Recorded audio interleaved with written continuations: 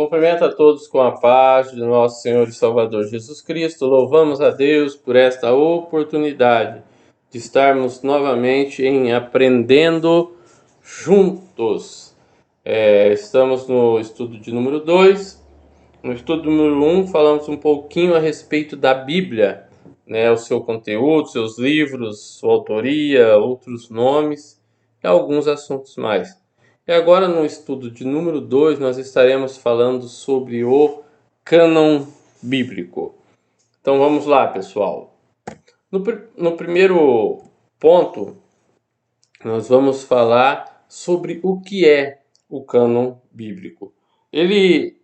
Essa palavra deriva do grego canon, e sendo que no começo do cristianismo, essa palavra significava regra de fé ou escrituras autorizadas. Porém, pessoal, nós vamos ver que hoje ela possui dois significados, um ativo e um passivo. O significado ativo, ela nos diz que a Bíblia é o livro pelo qual tudo mais deve ser julgado. Tá? E na questão passiva, ela diz que significava regra que um escrito deveria ter para ser considerado inspirado ou tendo autoridade de Deus. Tá? Lembrando, vamos deixar mais algumas informações aqui a respeito do canon, lembrando que nós estamos falando da Bíblia cristã, tá bom? O canon da Bíblia cristã protestante, ela contém 66 livros, tá? Que são 39 do Antigo Testamento e 27 do Novo Testamento. Esses livros são considerados como inspirados e tendo autoridade de Deus.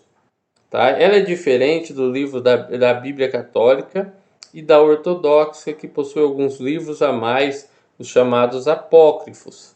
Tá bom? Que nós vamos ver no estudo mais para frente o porquê nós não os aceitamos como livros inspirados e tendo autoridade da parte de Deus.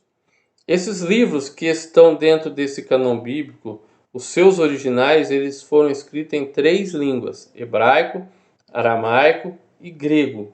Sendo que o Antigo Testamento, ele é formado no hebraico, com praticamente 90% da sua escrita, 90 e poucos por cento, não me lembro, e uma questão muito pequena em aramaico, que poderíamos encontrar ali no livro de Daniel, Jeremias e de Esdras. Tá? É uma questão, acho que de 2 ou 3% do Antigo Testamento, escrito nessa língua. Já o Novo Testamento, ele foi escrito no grego, que era a língua em destaque naquela época. Tá bom? Agora vamos falar também um pouquinho sobre a sua necessidade, a necessidade da formação do cânon bíblico. Tá? Eram 3 pontos importantes. Primeiro, os escritos, tanto que nós vamos ver que alguns livros que são citados na Bíblia, mas não são tidos como inspirados por Deus e tendo autoridade de Deus, não foram encontrados, não foram preservados, Mas as escrituras, os livros que estão dentro do cânon bíblico, houve necessidade da preservação desses manuscritos. Tá? Segundo ponto, era separar os livros inspirados por Deus dos não inspirados. Para quê? Para combater, assim, heresias que estavam entrando dentro da igreja. Ponto muito importante esse. Terceiro, era organizar de forma completa toda a revelação de Deus ao homem. Ou seja, a sua revelação, a sua pessoa revelada ao homem de maneira plena, organizada. Pois nós vamos ver também que a mensagem da nova aliança, esse canon, ela precisava ter uma forma escrita assim como o Antigo Testamento. Por isso nós temos o canon também no Novo Testamento, para essa organização. Amém? Antigo e Novo Testamento. É isso que nós falamos. Houve o canon do Antigo e houve o canon no Novo Testamento. Tá? A formação do canon no Antigo Testamento, Ela ocorreu no espaço mais ou menos de 1.600 anos. Começou ali com Moisés por volta de 1451 a.C., né? Passou por um período onde outros homens também escreveram, tá, a palavra de Deus. E Esdras, ele selecionou e preservou esses rolos sagrados, determinando desta maneira o cânon das Escrituras no Antigo Testamento. Já o Novo Testamento, ele foi diferente, ele levou apenas 100 anos para ser formado. Nós vamos observar que o livro de Apocalipse, o último livro, ele foi escrito cerca de 96 depois de Cristo, tá? Então esses livros eles foram reconhecidos como parte do cânon no ano de 397 depois de Cristo, no terceiro concílio de Cartago. Isso falando do Novo Testamento. Amém? Também existe a questão dos outros escritos. Nem todos os escritos religiosos dos judeus eles foram considerados canônicos, ou seja, inspirados por Deus, por essa comunidade cristã. Apesar de alguns terem sua importância religiosa e histórica, nós vamos observar que eles não serviam para doutrina, para ensino, mas sim tinham seu valor histórico e religioso. Temos alguns exemplos de livros que são citados na própria Bíblia, tais como o Livro do Justo, Livro das Guerras do Senhor e muitos outros livros. Porém, esses livros eles não entraram no cânon bíblico. Tanto que nós vamos ver uma questão disso é que não houve nem a preservação desses manuscritos, que foi um dos pontos que nós falamos lá atrás da importância desse cânon. E um dos pontos era a preservação dos manuscritos. E nessa questão desses outros escritos também aparece a questão dos livros apócrifos, tá? Que foram livros que não entraram na Bíblia Sagrada dos protestantes. Amém? Não foram considerados inspirados por Deus. A canonização. Quando nós olhamos para a questão da canonização de um livro da Bíblia, não significa que foi dado aquele livro a autoridade, mas sim ele já tem uma autoridade estabelecida através de outras bases que são suficientes para isso. Vamos listar aqui alguns dos principais critérios que foram adotados, para que houvesse a aprovação de um livro, para que ele fizesse parte deste cânon. Então, quando nós falamos desse processo de canonização, nós precisamos citar 3 passos importantes nesse processo, sendo eles: inspiração de Deus, reconhecimento da parte dos cristãos e preservação pelo cristão. A inspiração de Deus nós vamos ver que Deus ele deu o primeiro passo para esse processo de canonização quando ele inspirou cada texto aos seus escritores. Então, nesse processo da canonização, o primeiro passo foi dado por Deus, a sua inspiração ao homem para escrever.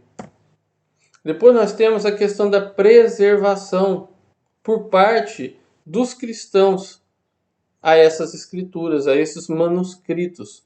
O povo de Deus ele deveria entesourar a palavra de Deus.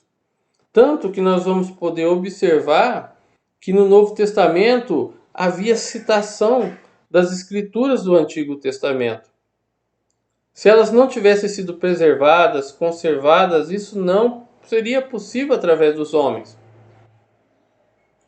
Tanto a lei também, os profetas foram citados, no Novo Testamento, pela questão da preservação. Também nesse processo havia necessidade do reconhecimento por parte do cristão. Ou seja, tendo autorizado Deus e autenticado esse documento, dado autenticidade a ele, os homens de Deus o reconheceriam como sendo a sua palavra. Amém? Esses são 3 passos importantes em um processo, tá? O qual nós ainda vamos falar um pouquinho mais sobre esses processos para que houvesse a aprovação desses escritos. E nesse processo nós vamos falar primeiramente da apostolicidade. Os livros eles deveriam conter evidências da autoria de um dos apóstolos do Senhor, né? Então somente eles poderiam atestar o que fora ou não verdade na vida. Somente eles poderiam fazer isso, né? No ministério, na paixão, na morte, na ressurreição e ascensão do Salvador, porque eles estavam junto com a pessoa de Jesus Cristo. Tá? Porém, essa apostolicidade, ela pode ser dividida de 2 maneiras. Ela era aceita de 2 maneiras, ou direta ou indireta. A primeira era quando o autor do livro era um dos apóstolos. Tá? E a indireta, quando eles receberam o aval dos apóstolos por causa da proximidade com eles. Ou seja, a outra pessoa que escrevia tinha uma proximidade muito grande com o apóstolo, era discípulo do apóstolo. Amém? Um segundo ponto muito importante foi a questão da universalidade. Tá? O livro deveria ser aceito universalmente pelos cristãos. Então, este ponto foi o que mais ajudou a eliminar os livros apócrifos, que nós iremos falar em outro estudo, né, que hoje não estão na nossa Bíblia. Tá? E também a questão de alguns pseudoepígrafos, que não foram aprovados como inspirados por Deus, porque não foram aceitos por toda a comunidade cristã. Terceiro, questão da leitura em público. Esse livro ele precisava ter características que o levassem a poder ser lido em público. Tá? Não trazer confusão, falso ensino. Então havia essa necessidade e esse cuidado de que o livro poderia ser lido em público. Quarto, a questão do conteúdo do livro. Este livro ele deveria ter um conteúdo específico. Ele deveria ser formado por qualidades espirituais. Tá? O seu conteúdo deveria ser de base espiritual, sendo que qualquer ficção que nele fosse encontrada tornava o escrito inaceitável. Amém? E o último ponto, a inspiração.